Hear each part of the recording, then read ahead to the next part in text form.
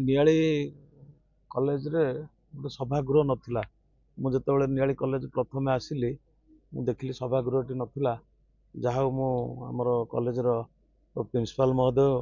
एवं तांकर जो माने सब अधिकारी स्टाफ समस्त धन्यवाद साधुवाद जनाऊँगी।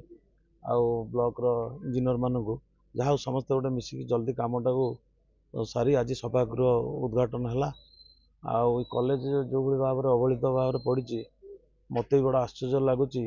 जे एत वर्षर कॉलेज जमी मु तो कह मो छोट बड़ू मुझे कॉलेज को देखी आसी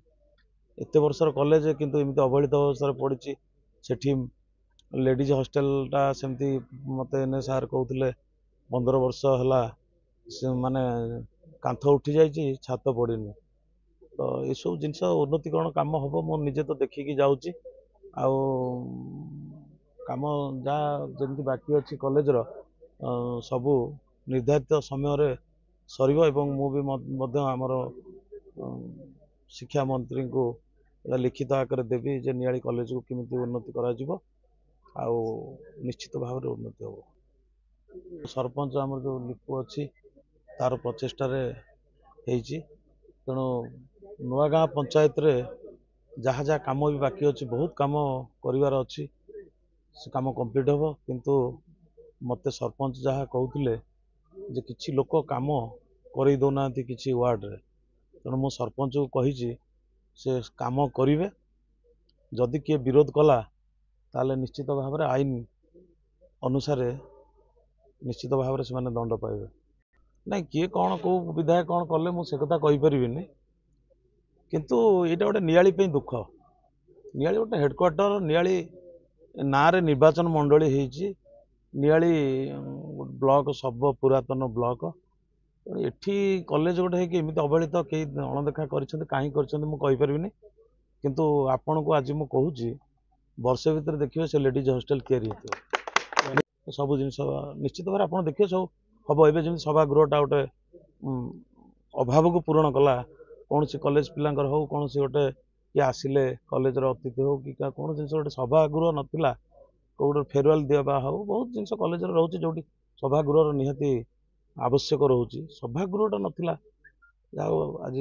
संपूर्ण हो आज भी आम उद्घाटन कलु निश्चित सब बार ठीक ठाक तो देखिले आपण भी देखिले नियाली सारा लोक देखुं किंतु से देखा देखार रही जाऊँ से जो आपको कहली ये देखा देखा रही समय आसूची नियाली कॉलेज को यह भाव में उन्नति करा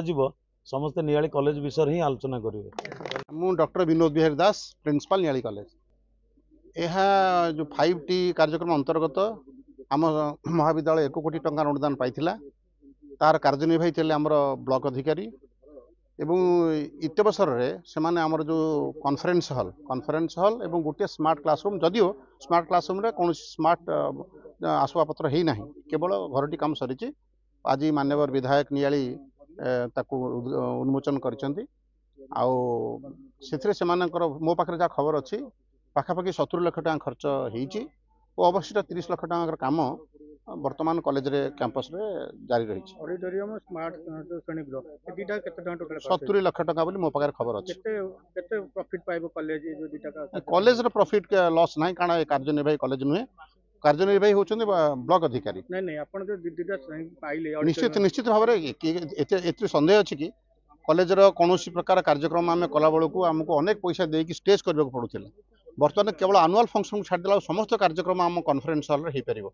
तबे कॉन्फ्रेंस हॉल को आउ जहाँ सब असुविधा रही तार एसी कनेक्शन है ना से फर्निचर किसी पड़ी ना आउ अंततः 10-15 लाख टकर आवश्यकता रही महाविद्यालय निजस्व फंड बहुत स्वल्प मो माननीय विधायक दृष्टि आकर्षण कर आशा करुँच निश्चित भाव से दिगरे से पदक्षेप ने गोटे मार्केट कम्प्लेक्स उद्घाटन है तो माल बोलते बहुत संख्या लोक जोग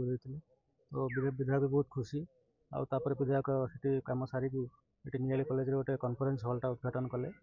तो निश्चित रूपे ये भी माहौल भल था निश्चित सब भल नुआ बच्चे बहुत गुरुत्व दौरान विधायक मतलब सब कहते नुआ पंचायत जहाँ जहाँ कम अच्छे तुरंत सब कम शेष करने शेष कले पुणी MLA पैसा भी देवे जो अन्य मानने उन्नतिमूलक कार्य हम।